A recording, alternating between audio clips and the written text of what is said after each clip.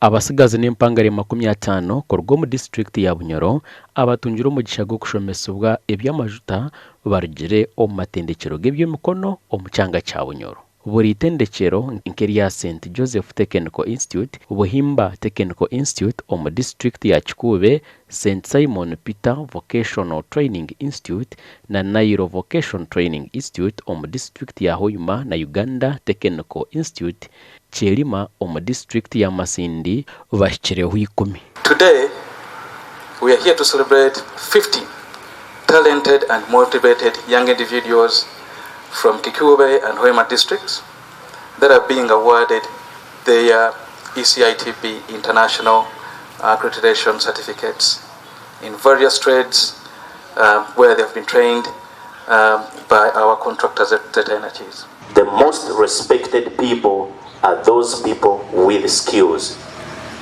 because they are the ones that actually make the economies stable, because they know what they are doing.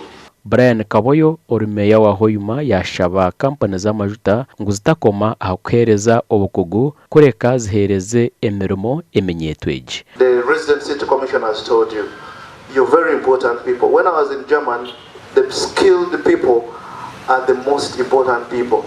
And Germany is the biggest economy in Europe because they go into apprenticeship, they do these skills.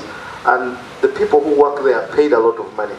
Bamwe ombatungira obukugu bagamba uko obukugu obu burukuza kubahweraho okutunga emirimo hamwe no kwekozesa. Mu training ne bayire nungi kandi gikozere kurungi abegesa tukaba nabo bakakontrolera batwegesa kandi buchimba bakitwahereza. Kondera kuri kutoza emirimo mu company za mani nayonka kine kitongole kisatufunira yemirimo.